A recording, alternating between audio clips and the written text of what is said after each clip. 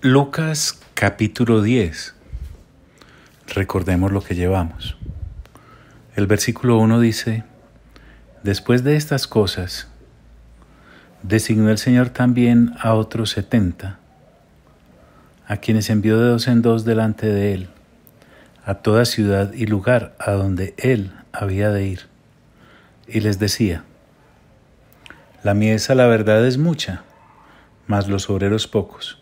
Por tanto, rogad al Señor de la mies que envíe obreros a su mies. Id, he aquí yo os envío como corderos en medio de lobos. No llevéis bolsa, ni alforja, ni calzado, y a nadie saludéis por el camino. En cualquier casa donde entréis, primeramente decid: paz a esta casa. Y si hubiere allí algún hijo de paz, vuestra paz reposará sobre él. Y si no, se volverá a vosotros. Y posad en aquella misma casa, comiendo y bebiendo lo que os den, porque el obrero es digno de su salario. No os paséis de casa en casa. En cualquier ciudad donde entréis y os reciban, comed lo que os pongan delante y sanad a los enfermos que en ella haya, y decidles: se ha acercado a vosotros el reino de Dios. Mas en cualquier ciudad donde entréis y no os reciban, saliendo por sus calles decid: aún el polvo de vuestra ciudad que se ha pegado a nuestros pies, lo sacudimos contra vosotros. Pero esto sabed, que el reino de Dios se ha acercado a vosotros, y os digo que en aquel día se me hará más tolerable el castigo para Sodoma que para aquella ciudad. Ay de ti, Corazín, ay de ti, Betsaida, que si en Tiro y en Sidón se hubieran hecho los milagros que se han hecho en vosotras, tiempo ha que sentadas en cilicio y ceniza se habrían arrepentido. Por tanto, en el juicio será más tolerable el castigo para Tiro y Sidón que para vosotras. Y tú, Cafarnaún, que hasta los cielos eres levantada, hasta el Hades serás abatida. Y ahora, en el versículo 16 de este capítulo 10, el Señor va a tocar un tema muy interesante. Ya vemos todas las reconvenciones y todas las recomendaciones que a los 70 les ha hecho. Las advertencias y el juicio a las ciudades enunciadas. Y ahora, seguramente volviéndose hacia estos 70 discípulos, les dice: el que a vosotros oye, a mí me oye. Es decir, el que oye a los discípulos, pero a los discípulos del reino, desde luego. Dice entonces el Señor Jesús que es como si lo oyeran a Él. En Mateo 10:40 se nos dice lo mismo: el que a vosotros recibe, a mí me recibe, y el que me recibe a mí, recibe al que me envió. Entonces, esto tiene un contenido profundo. Te vas a dar cuenta de lo que quiero hablar. El Señor Jesús nos está diciendo que el que a vosotros oye, a mí me oye. Nuestras palabras, entonces, según esto, son palabras que lo representen a Él. Son palabras que contengan la sustancia del reino. Nos convertimos en la voz parlante de Dios, lo cual me lleva a examinar qué hablo y también qué pienso, qué canto y a quién se lo canto. Porque el Señor Jesús está hablando más que de comportamiento ahora, porque hemos hablado muchas veces del ejemplo, más no de las palabras. El que a vosotros oye, a mí me oye.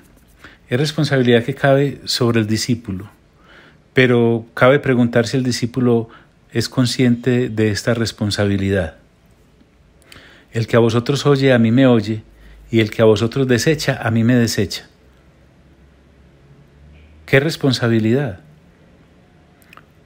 Entonces nos cabe saber que representamos de tal manera al Rey del Reino. Realmente la gente que te desecha o me desecha lo hace porque le estoy hablando del reino o porque está desechando esa parte residual que de ser humano caído todavía manejo, en mis palabras, en mis actos y en mis hechos. Tenemos que tener mucho cuidado, porque muchas veces somos desechados, mas no por la forma en cómo representamos a Dios, sino porque aún nos representamos mucho a nosotros mismos. O lo que la gente escucha de nosotros sí es realmente el contenido constante de lo que el reino nos da, por lo que nosotros hemos dado en llamar la renovación del entendimiento por la lectura juiciosa. Es decir, ¿de qué me vale a mí leer los 9 capítulos como mínimo diarios o sobrepasarlos para después salir a hablar como yo hablo y no como la palabra dice, y actuar como yo actúo y no como la palabra me indica? Y el que a vosotros desecha, a mí me desecha. ¿Qué capacidad de delegar responsabilidad la que el Señor tiene sobre los que realmente son sus discípulos? Y dice, porque la cosa se agrava, y el que me desecha a mí, desecha al que me envió. Se está refiriendo al Padre Celestial, que fue el que envió a Cristo Jesús, nuestro Señor. Se está refiriendo al enviado, a Cristo Jesús, que vino a representar al Padre. Entonces, lo que quiero llamar la atención, pues ya sobrado es el juicio para el que no oye, o mejor dicho, oyendo desecha las palabras de aquel que representando el reino y al rey, esto le trae como consecuencia. Pero quiero es enfocarnos en si somos conscientes nosotros de la responsabilidad que nos atañe. Y el que me desecha a mí, que fue el que vino a salvar, el Señor Jesús, desecha al que me envió, refiriéndose al Padre Celestial, que fue el que envió al Señor Jesús a salvar. Entonces, te hablaba de una sustancia y quisiera haber pasado de una vez a la escena en la que Lucas nos narra cómo volvieron los 70 con gozo. Pero antes de eso, quisiera recordarte algo que ya hablamos en el Evangelio de Juan, en 2 de sus capítulos. El primer capítulo que quiero citar es el capítulo 14. Y lo que quiero despertar es la conciencia de la unidad que realmente a nivel espiritual y a nivel divino se genera entre una persona convertida, obviamente con mente renovada, obviamente con lectura juiciosa, obviamente con madurez espiritual. Allí el Señor Jesús dice cosas profundas que a veces pasamos por alto por estar pensando en lo que hay ahí para nosotros. Allí Él dice, en este capítulo 14 del Evangelio de Juan, no se turbe, dice el Señor Jesús a los discípulos, vuestro corazón. Claro, y entonces nos apropiamos de la serenidad que eso trae, pero quisiera que miráramos el contenido desde el punto de vista del trono. Es el Señor Jesús el que está hablando y les dice a los discípulos, ¿creéis en Dios? O sea, en el Padre. Creed también en mí. Mira qué interesante. Antes de nosotros ser personas que puedan llevar el Evangelio del Reino para que la gente lo acepte o lo deseche y ya asuman sus respectivas consecuencias en la decisión que tomen, nosotros somos los primeros en definitivamente aceptar o rechazar el mensaje. Por eso el Señor Jesús les dice, ¿creéis en Dios? Creed también en mí. Lo que me está diciendo es que al creer en el Padre, estoy creyendo en el Hijo, que es Dios. Y al creer en el Hijo, que es Dios, pues estoy creyendo en el Padre, que es Dios, el que lo envió. Y dice, en la casa de mi Padre muchas moradas hay. Si así no fuera, yo os lo hubiera dicho. Voy pues a preparar lugar para vosotros.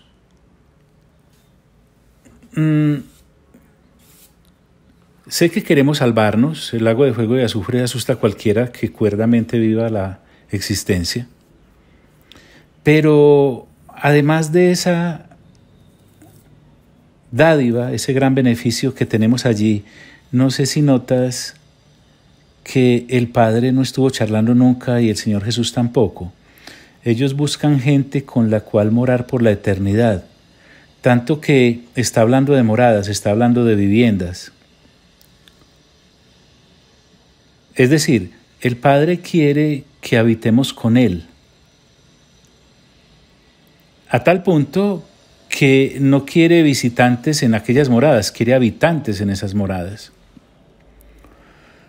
Y lo que quiero transmitirte es la responsabilidad de saber esto, que el Padre no solamente quiere seguidores, sino que quiere representantes, a tal punto que cuando tú entres en una casa o en una ciudad, estés consciente de que vas representando al Padre y al Hijo, no te vas representando a ti mismo.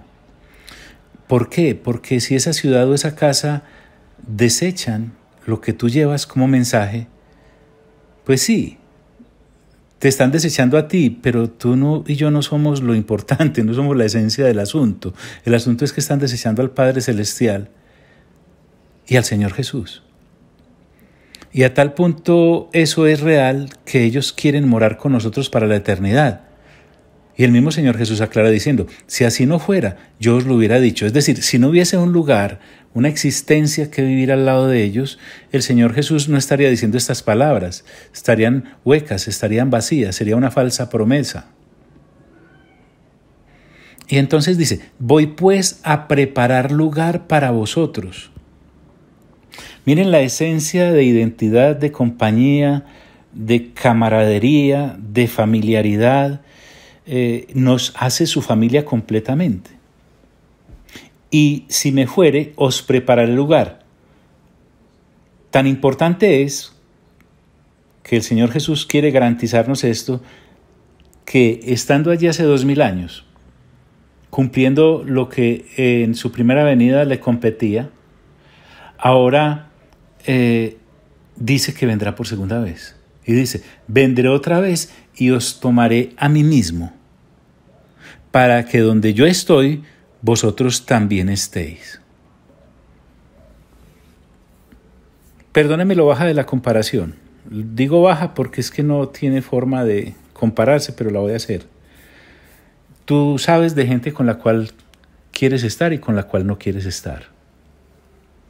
Hay gente con la cual quieres salir y con la cual no quieres salir. Hay gente con la cual quieres vivir y con la cual no quieres vivir. Y todo eso lo hacemos basados en una naturaleza caída, en una naturaleza que nos marca por el egoísmo o por la aparente aquiescencia o satisfacción que tenemos frente a cosas o a personas, pero aquí no está, aquí el Señor no está obnubilado por egoísmos, aquí el Señor Jesús no está obnubilado por carnalidad, es un pensamiento completamente espiritual proveniente del Padre y de Él, para que donde yo estoy, vosotros también estéis, no somos estorbo para Él. Quiere estar con nosotros. Ahora tú y yo conociéndonos, sabiendo la clase de gente que en el fondo a veces somos, que el Señor quiera estar conmigo, realmente es un acto de suprema bondad. Pero lo quiere. Para eso parece habernos ganado, para estar con nosotros, no simplemente para habernos salvado. Y dice, y sabéis a dónde voy y sabéis el camino.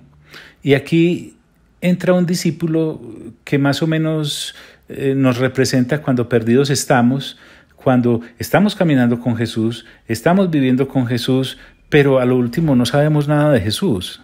Porque Tomás le dice, Señor, no sabemos a dónde vas, ¿Cómo pues podemos saber el camino? El Señor Jesús creo que lo debe haber mirado y le dice, Tomás, yo soy el camino, la verdad y la vida. Nadie viene al Padre sino por mí. Esto es lo que quiero comunicar, la sustancia, la esencia de que el Señor Jesús vino a hacernos, al igual que Él es uno con el Padre, quiere que seamos uno con ellos tres. Y te hablo de tres porque ya vas a ver el resto del pasaje. Como el apóstol Pablo, también el Señor Jesús nos anima a conocer. Jesús le dice a Tomás y a los otros 11 de una vez, si me conocieseis,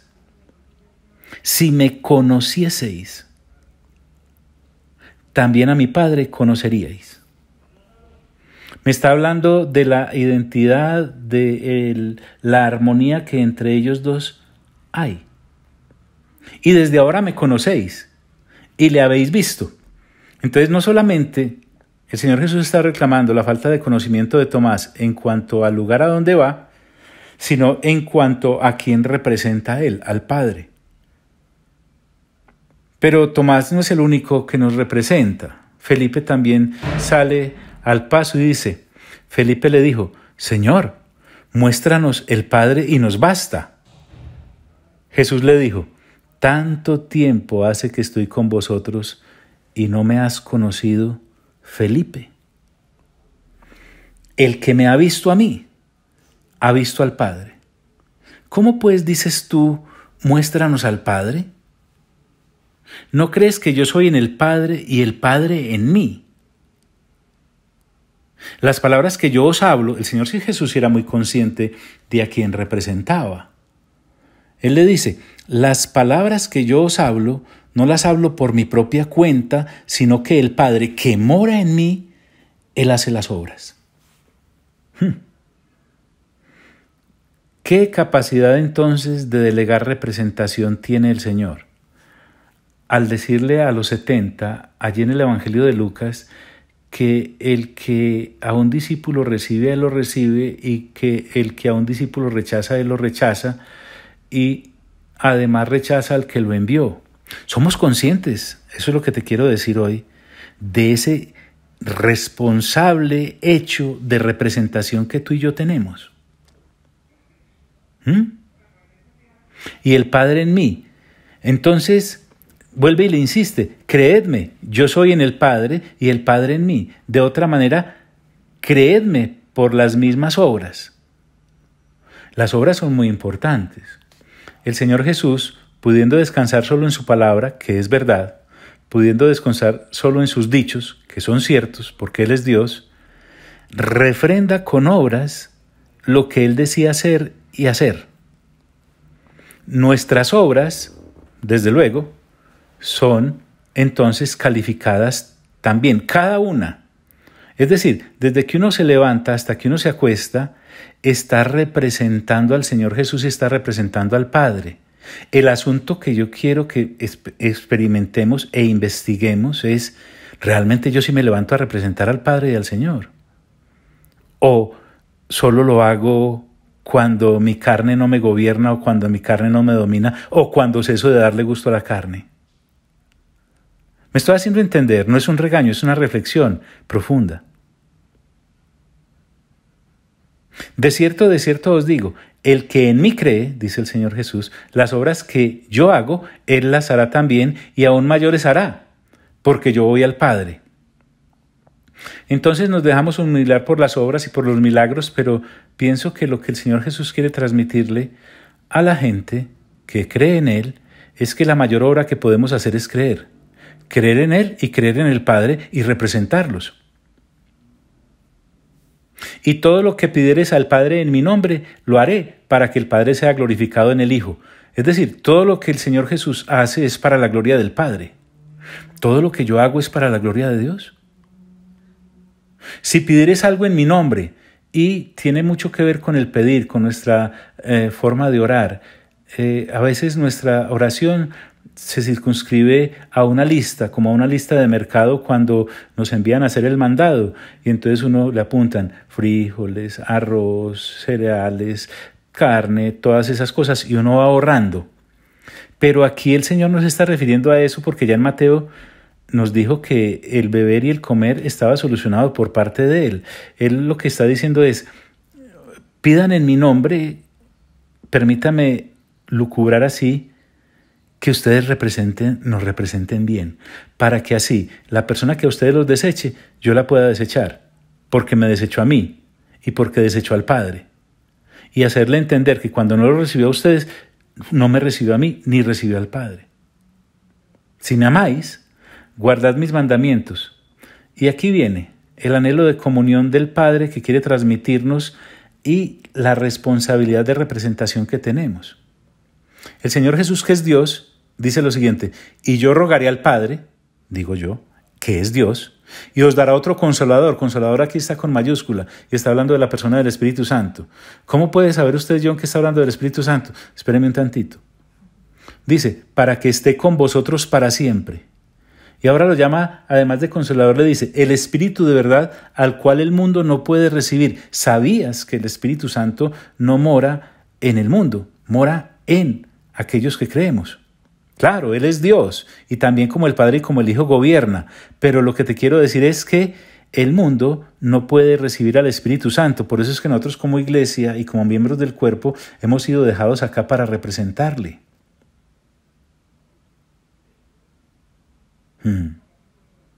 Entonces dice, y yo rogaré al Padre y os dará otro consolador. De paso, cae en cuenta, por favor, que el Señor Jesús estuvo 33 años y unos meses acá sobre la faz de la tierra y volvió a la diestra del Padre.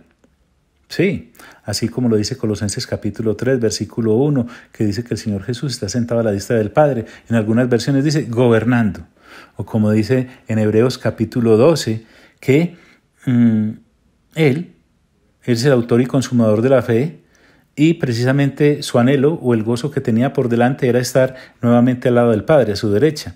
O como lo vio este señor Esteban cuando estaba siendo apedreado, el discípulo, y dice que el cielo se abrió para él y vio al Padre y vio al Señor Jesús a su derecha.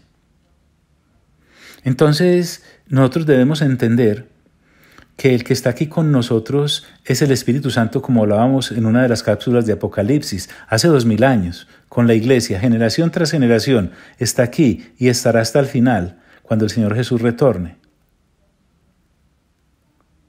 Por eso el Señor dice, para que esté con vosotros para siempre, el Espíritu de verdad, al cual el mundo no puede recibir porque no le ve, ni le conoce. Pero vosotros le conocéis. Nuevamente, la clave es conocer, porque mora con vosotros, mire qué bien, acompañándonos, pero además dice, y estará en vosotros, o sea, adentro. Habla de que no estaremos sueltos a la orfandad, no os dejaré huérfanos, vendré a vosotros. Entonces, ¿cómo es que esto a nosotros no nos conmueve?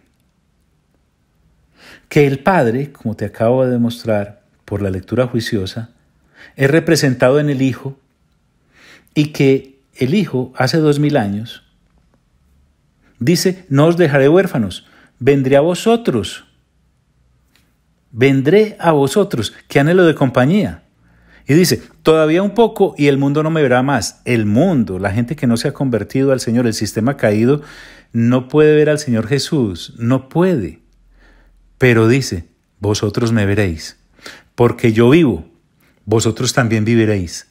En aquel día, vosotros conoceréis que yo estoy en mi Padre y vosotros en mí. Aquí viene el sentido de unidad y de representación, y yo en vosotros. El que tiene mis mandamientos los guarda, ese es el que me ama, y el que me ama será amado por mi Padre. Oiga bien, será amado por mi Padre, y yo le amaré. Y me manifestaré a él. Entonces sale otro de los discípulos a decir, Judas, Señor, ¿cómo es que te manifestarás a nosotros y no al mundo? Respondió Jesús y le dijo, el que me ama, mi palabra guardará, y mi Padre le amará, y vendremos a él, y aquí viene, y haremos morada con él. Somos morada. Nosotros nos estamos representando una gente que vive lejos. Estamos hablando de aquellos que viven en nosotros, el Padre y el Hijo. ¿Por qué? Por la palabra misma que ellos nos han dado. El que no me ama no guarda mis palabras, y la palabra que habéis oído no es mía, sino del Padre que me envió. ¿Te das cuenta de la responsabilidad de representación? Y dice el Señor Jesús hace 2000 años, os he dicho estas cosas estando con vosotros, mas el Consolador, y aquí aclara, el Espíritu Santo, a quien el Padre enviará en mi nombre, Él os enseñará todas las cosas. ¿Sabías que a los pies del Señor Jesús no hubiésemos podido llegar si no fuera por la obra del Espíritu Santo? ¿Sabías que lo que ahora sabemos tú y yo de las Sagradas Escrituras no lo podríamos saber si no es por la obra del Espíritu Santo? ¿Sabías que lo que entendemos de las Sagradas Escrituras no lo entenderíamos sino por la obra del Espíritu Santo, que es Dios, que está con nosotros y, como acaba de decir el Señor, en nosotros? Y por eso Él dice, y os recordará todo lo que yo os he dicho. ¡Qué interesante! Es decir, el Espíritu Santo ahora representa al Señor Jesús como el Señor Jesús representó al Padre, es decir, los está representando a los dos. Y al tú y yo ser morada del Espíritu Santo, estamos representándolos a los tres. Mas el Consolador, el Espíritu Santo, a quien el Padre enviará en mi nombre, Él os enseñará todas las cosas. ¿Cuáles cosas? Pues las que están en la palabra. Y os recordará todo lo que yo os he dicho. Entonces el Espíritu Santo, ante esta labor paquidérmica de recordarnos todas las cosas, ¡prum!, permite que se escriban 66 libros de las Sagradas Escrituras para recordarnos todas las cosas. Y dice, la paz os dejo, mi paz os doy. Yo no os la doy como el mundo la da. No se turbe vuestro corazón ni tengan miedo. Habéis oído que yo os he dicho, voy y vengo a vosotros. Si me amarais, os habría regocijado. Claro, porque como en ese momento, y al igual que muchos de nosotros, solo estamos pensando en nosotros, temían a su orfandad y a su soledad, pero no se daban cuenta de que lo que estaban recibiendo era 3 veces más de lo que querían haber recibido, porque al recibir al Señor Jesús recibieron al Padre y recibieron el Espíritu Santo. Los 3 en un solo paquete. Porque os he dicho que yo voy al Padre, porque el Padre mayor es que yo. Y ahora os lo he dicho antes que suceda, para que cuando suceda creáis. No hablaré ya mucho con vosotros, porque viene el príncipe de este mundo, y él nada tiene en mí, para que el mundo conozca que amo al Padre, y como el Padre me mandó, y aquí viene, así hago. Levantaos, vámonos de aquí. Y podría dejar ahí, pero es que el tema es muy importante. Porque no podemos pasar por estos 2 versículos de Lucas que dicen, el que a vosotros oye, a mí me oye, y el que a vosotros desecha, a mí me desecha, y el que me desecha a mí, desecha al que me envió. Y uno pasa por ahí con una soltura hasta vergonzosa.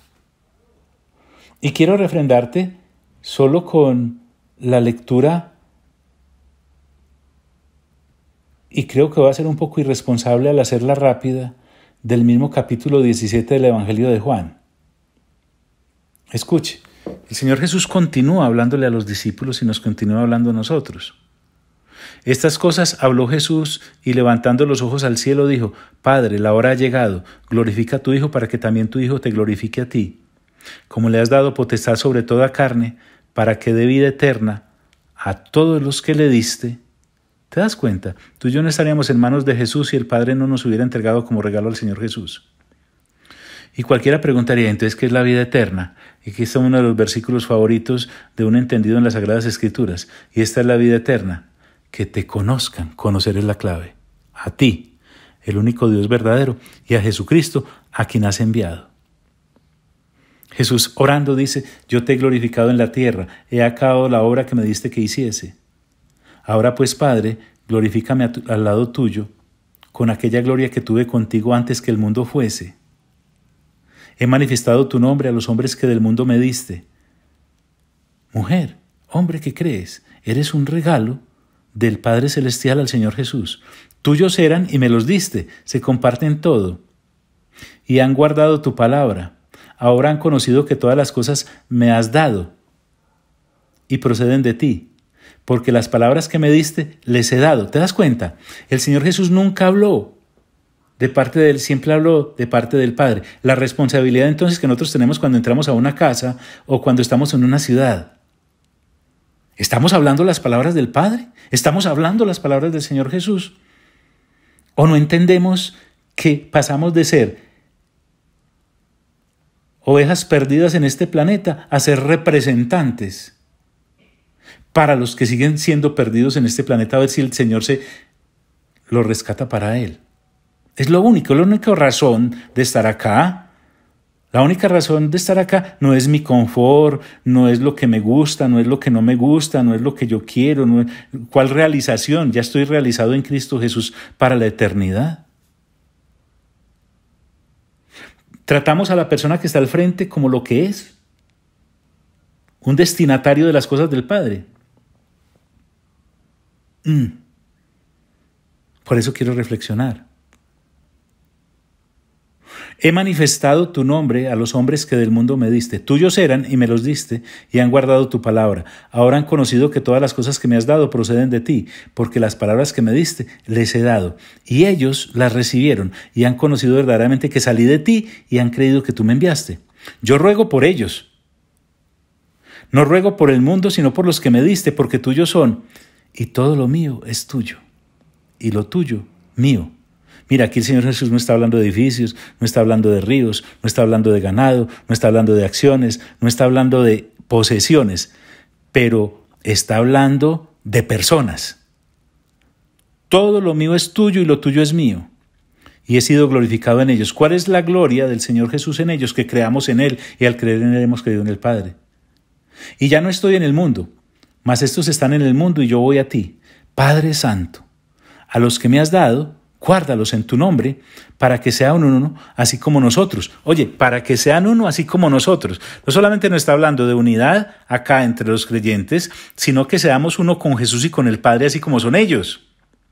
Cuando estaba en el mundo, yo los guardaba en tu nombre. A los que me diste, yo los guardé, y ninguno de ellos se perdió, sino el hijo de perdición, refiriéndose a Judas, para que la Escritura se cumpliese. Pero ahora voy a ti. ¿Te das cuenta? Pero ahora voy a ti. El anhelo de estar compartiendo con Él.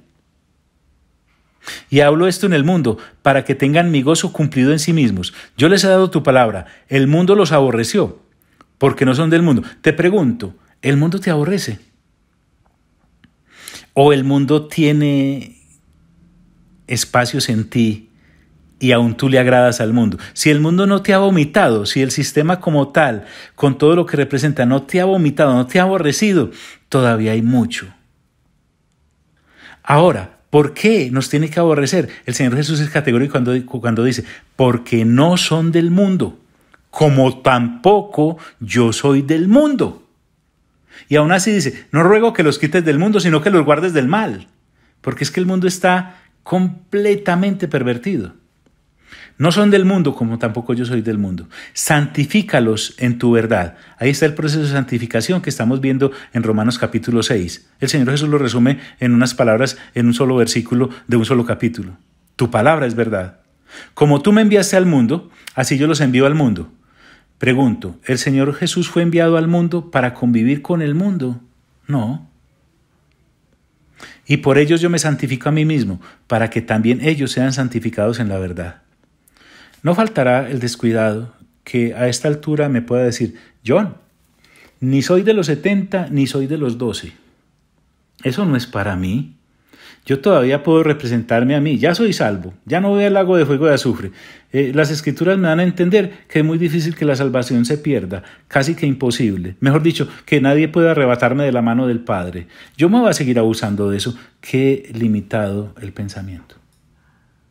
Santifícalos en tu verdad. Tu palabra es verdad. Como tú me enviaste al mundo, así yo los he enviado al mundo. Y en ellos, y por ellos yo me santifico a mí mismo, para que también ellos sean santificados en la verdad.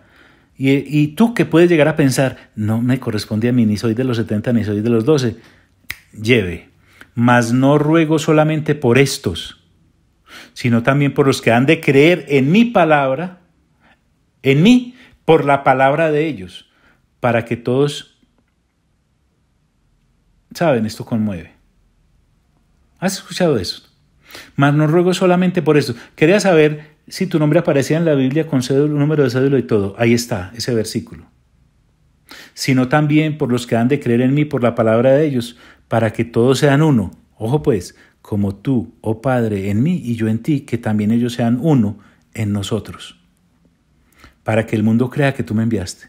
La gloria que me diste, yo les he dado, para que sean uno, así como nosotros somos uno, yo en ellos y tú en mí, para que sean perfectos en unidad. A veces nos desgastamos en el proceso de unidad entre un hermano creyente y otro hermano creyente, pero es que está yendo más allá, para que sean perfectos en unidad. Es decir, si yo soy perfecto en unidad con el Padre y con el Hijo y con el Espíritu Santo, no me va a dar ninguna dificultad ser uno con los otros imperfectos como yo. Yo en ellos y tú en mí, para que sean perfectos en unidad, para que el mundo conozca que tú me enviaste y que los has amado a ellos como también a mí me has amado. ¿Te das cuenta? Es una cuestión de amor, es una cuestión de familia.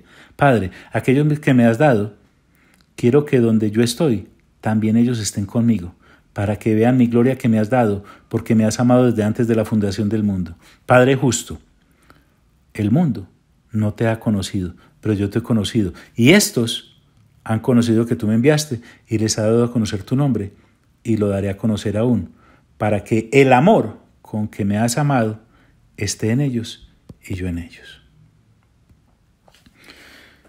Johnny, ¿cómo fue que usted llegó hasta aquí? Porque en el Evangelio de Lucas, capítulo 10, versículo 16, el Señor Jesús dice: el que a vosotros oye, a mí me oye, y el que a vosotros desecha, a mí me desecha. Y el que me desecha a mí, desecha al que me envió. Por eso. Amado Padre Celestial, a ti sea toda la honra. Amado Señor Jesús, a ti sea toda la gloria. Amado Espíritu Santo, a ti sea todo el honor. Y hoy más consciente que nunca, a los tres, por los siglos de los siglos de los siglos. Amén.